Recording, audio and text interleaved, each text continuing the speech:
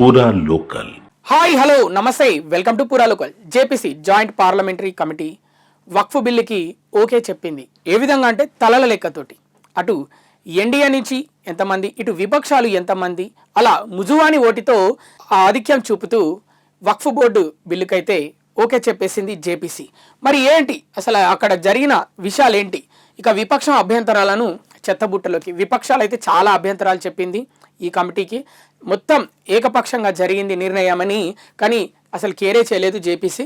NDA సభ్యుల సవరణలకు green signal. ఇక ఎన్డీఏ సభ్యులు చాలా సవరణలు చేశారు. ప్రతి సవరణకి గ్రీన్ సిగ్నల్ ఇచ్చింది. అంటే ఏ విధంగా వక్ఫ్ బోర్డు బిల్లులో చాలా రకాలైన సవరణలు వీళ్ళు ప్రవేశపెట్టారు. వాటన్నిటికీ ఓకే చెప్పింది. అవి కొంచెం తెలుసుకుందాం ఇప్పుడు.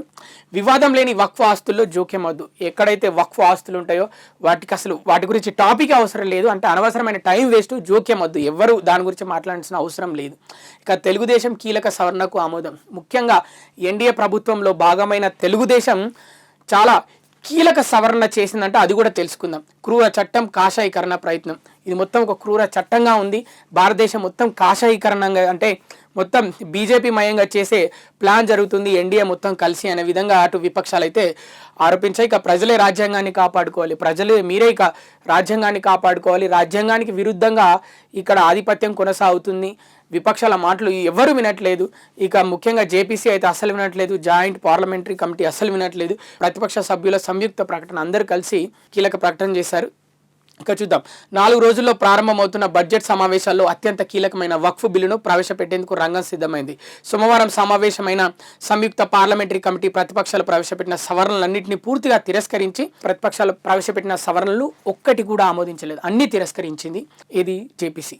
ఇక ఎన్డీఏ సభ్యులు ప్రవేశపెట్టిన ప్రతి సవరణను పూర్తిగా అంగీకరించడంతో బిల్లుకు తుది రూపం అయితే ఏర్పడింది. 16 మంది ఎన్డీఏ సభ్యులుంటే 10 మంది విపక్ష సభ్యులున్న జేపీసీ సంఖ్యాబలంతో, అంటే 16 మంది ఎన్డీఏ, 10 మంది విపక్ష సభ్యులు ఉన్న పూర్తి సంఖ్యాబలంతో ఏకపక్షంగా నిర్ణయాలు తీసుకుంది జేపీసీ. కేంద్ర వక్ఫ్ కౌన్సిల్ వక్ఫ్ బోర్డులో ముస్లిమేతర సభ్యులను చేర్చడం. ఇక ఏదైతే వక్ఫ్ బోర్డులు ఉన్నాయో కేంద్రానికి సంబంధించి వక్ఫ్ కౌన్సిల్, అలాగే వక్ఫ్ బోర్డుల్లో ముస్లిమేతర సభ్యులను కూడా ఇక చేర్చి, ఇన్ని రోజులు వక్ఫ్ బోర్డులో అయితే ఓన్లీ ముస్లింలు మాత్రమే ఉండేవాళ్ళు, ఇకపైన ముస్లిమేతర సభ్యులు కూడా చేరబోతున్నారు అనే విధంగా అయితే ఓకే చెప్పింది. వక్ఫ్ ఆస్తులను సర్వే కమిషనర్ బదులు కలెక్టర్ సర్వే చేసేందుకు వీలు కల్పించడం. ఇక ఇన్ని రోజులు సర్వే కమిషనర్ ఉండేవారు, ఇప్పుడు డైరెక్ట్ కలెక్టరే సర్వే చేయొచ్చు. ఇక వక్ఫ్ ట్రైబ్యునల్ నిర్ణయాలను హైకోర్టులో సవాల్ చేసేందుకు అనుమతించడం వంటి కీలక మార్పులను, వక్ఫ్ ట్రైబ్యునల్ నిర్ణయాలను ఒకప్పుడు హైకోర్టులో సవాల్ చేసే విధంగా లేకుండే, కానీ ఇకపైన సవాల్ చేసేందుకు అనుమతి కూడా వచ్చింది. వంటి కీలక మార్పులను బిల్లులో ప్రవేశపెట్టారు. వక్ఫ్ ఆస్తుల్ని ప్రస్తుతం ఉపయోగిస్తున్న వారి విషయంలో జోక్యం చేసుకోకూడదని, ప్రస్తుతం అయితే వక్ఫ్ ఆస్తులు ఎవరైతే ఉపయోగిస్తున్నారో అంటే వాటి మీద అంటే ఎలాంటి కంప్లైంట్ లేకపోతే వాటి జోలికి వెళ్ళొద్దు, కంప్లైంట్ ఉంటే వాటి జోలికి వెళ్ళొచ్చు. ఇంకొంచెం క్లియర్గా తెలుసుకునే ప్రయత్నం చేద్దాం. ఎన్డీఏ వాళ్ళు 16 మంది, వీళ్ళు విపక్షాలు 10 మంది. ఇక ఇదంతా జేపీసీ జాయింట్ పార్లమెంటరీ కమిటీ, వీళ్ళందరూ కలిసి ఇలా వక్ఫ్ బిల్లుకి అయితే జేపీసీ అయితే ఓకే చెప్పింది. ఇక వివాదంలో ఉన్నప్పుడు లేదా వక్ఫ్ బోర్డు ఆస్తులు ఏవైతే ఉంటాయో అవి వివాదంలో ఉన్నప్పుడు లేదా ప్రభుత్వ కార్యాలయాలు ఉన్నప్పుడు మాత్రమే కలుగజేసుకోవాలని తెలుగుదేశం పార్లమెంటరీ పార్టీ నేత లావు కృష్ణదేవరాయలు తెలుగుదేశం ఎంపీ, ఆంధ్రప్రదేశ్ ఎంపీ ప్రవేశపెట్టిన కీలకమైన సవరణను జేపీసీ ఆమోదించింది. అంటే వక్ఫ్ బోర్డు స్థలాలు ఏవైతే ఉన్నాయో వాటిలో ప్రభుత్వ కార్యాలయాలు, అలాగే దానికి సంబంధించి ఏమైనా వివాదం అంటే అది వేరే వారి పేరు మీద ఉండడము, లేకపోతే ఆ ఆస్తుల మీద వేరే వాళ్ళు ఆధిపత్యం కొనసాగించడం లాంటివి, అవి వక్ఫ్ బోర్డు అయినప్పటికీ దాని మీద వేరే వ్యక్తులు, ఆ మతానికి సంబంధించిన వాళ్ళైనా లేకపోతే బయటి వాళ్ళు ఎవరైనా అలాంటి ఉన్నప్పుడు ఖచ్చితంగా జోక్యం చేసుకోవాలి అనే విధంగా ఈ సవరణలు అయితే ప్రవేశపెట్టారు. ఎవరు? తెలుగుదేశం పార్టీ ఎంపీ లావు కృష్ణదేవరాయలు.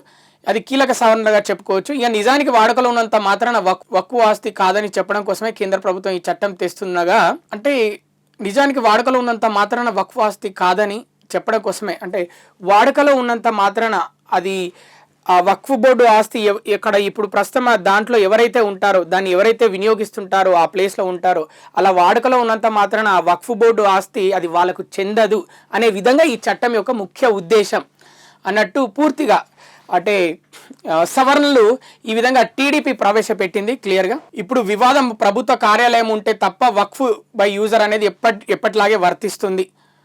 అయితే కొత్త చట్టం అమల్లోకి వచ్చే నాటికి సదరు ఆస్తి రిజిస్టర్ అయి ఉండాల్సి ఉంటుంది. టీడీపీ తరఫున ఇప్పుడు ఏదైతే చెప్పామో యూజ్ చేసే వాళ్ళకు చెందదు వక్ఫ్ బోర్డు, కానీ అది రిజిస్టర్ అయి ఉంటే మాత్రం వాళ్ళకి చెందుతుంది.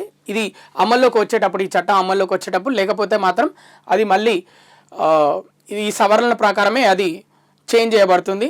ఇక ముఖ్యమైన పాయింట్ ఏంటంటే చట్టం అమల్లోకి ఇది ఏదైతే ఇప్పుడు వీళ్ళు తీసుకొచ్చిన సవరణలు ఇవి అమల్లోకి వచ్చిన 6 నెలల్లో ప్రతి వక్ఫ్ తన ఆస్తుల వివరాలను వెబ్ పోర్టల్లో ప్రకటించాలనే నిబంధన ప్రతిపాదిత బిల్లులో ఉండగా వక్ఫ్ వివరాలు ఇవ్వకపోయేందుకు సరైన కారణాలు ఉంటే తనకు మరింత సమయం కావాలని ముతవల్లి ట్రైబ్యునల్కు దరఖాస్తు పెట్టుకుంటే సుముఖంగా పరిశీలించాలని, అందుకు కనీసం 6 నెలల సమయం ఇవ్వాలని కూడా కృష్ణదేవరాయలు 3వ సవరణను ప్రవేశపెట్టారు. అంటే ఇది అమల్లోకి వచ్చేసరికి ఖచ్చితంగా వెబ్ పోర్టల్లో పెట్టాలి. అప్పటికి కూడా ఏమన్నా అంటే వాళ్ళకి ప్రాబ్లమ్స్ ఉంటే కూడా వాళ్ళు క్లియర్గా ట్రైబ్యునల్కి, ఇది ఏదైతే ట్రైబ్యునల్ ఉందో సవరణకు సంబంధించి దానికి దరఖాస్తు కూడా పెట్టుకోవచ్చు, మళ్ళీ అప్లికేషన్ కూడా పెట్టుకోవచ్చు. తెలుగుదేశం ప్రవేశపెట్టిన సవరణలతో పాటు అధికార పార్టీ సభ్యులు మొత్తం ఎన్డీఏ ప్రభుత్వానికి సంబంధించిన అధికారులు 14 సవరణలను జేపీసీ ఆమోదించింది. Joint parliamentary committee. JDU MP Divaleshwar Kamait, BJP MP, high court మాజీ జడ్జి అభిజిత్ గంగోపాధ్యాయ తదితరులు సవరణలు ప్రవేశపెట్టారు. వక్ఫ్ ఆస్తులను మతపరమైన ప్రయోజనాలకు మాత్రమే పరిమితం చేయాలని జేపీసీ నిర్ణయించింది. ఇవి సొంత ప్రయోజనాలకు కాకుండా మతపరమైన ప్రయోజనాలకు మాత్రమే వక్ఫ్ బోర్డు ఆస్తులను వినియోగించాలని ఈ కమిటీ అయితే నిర్ణయించింది. కాంగ్రెస్, తృణమూల్, ఎంఐఎం, డిఎంకేతో సహా ప్రతిపక్ష సభ్యులు ప్రవేశపెట్టిన సవరణలన్నింటినీ జేపీసీ చైర్మన్ జగదాంబికా పాల్ ముజువాని ఓటుతో తిరస్కరించేలా చేశారు. వాళ్ళు 16 మంది, వీళ్ళు 10 మంది. సో ముజువాని ఓటు ద్వారా వాళ్ళు ఎన్డీఏ ప్రభుత్వం వాళ్ళు ఇక్కడ నెగ్గి ఆధిక్యంతో తలల లెక్కతో ఈ జేపీసీ అయితే వక్ఫ్ ఓటు బిల్లును అయితే ఆమోదం తెలిపింది. ఈ విధంగా సవరణలకైతే ఆమోదం తెలిపింది. ఇక ఫైనల్గా చూసుకుంటే అంటే ముఖ్యంగా దీంట్లో మతపరంగా వాదించే వాళ్ళే ఎక్కువగా ఉన్నారు కాబట్టి దీన్ని వ్యతిరేకించాల్సి వచ్చింది. వాళ్ళు ఎవరు అంటే A Raja DMK, Kalyan Banerjee Trinamool, Gaurav Gogoi, Asaduddin Owaisi MIM, Arvind Sawant Shiv Sena UBT, Uddhav Thackeray తదితరులు జేపీసీ వైఖరిని విమర్శిస్తూ సంయుక్త ప్రకటన జారీ చేశారు.